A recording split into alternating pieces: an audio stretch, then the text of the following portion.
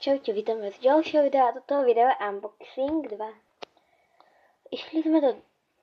Šli sme do nákupného centra a to by som nebol tak ja, keby si nekúpim nový konia. Takže ďalší unboxing. Už mám teda 13 koní. Tak môžeme asi začať s prvým koním.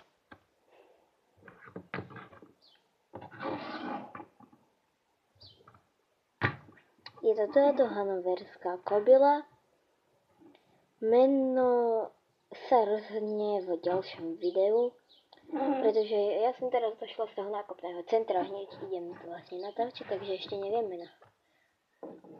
A ďalší je tento hanoverský žrebec, je pomerne starý, je to novinka 2009.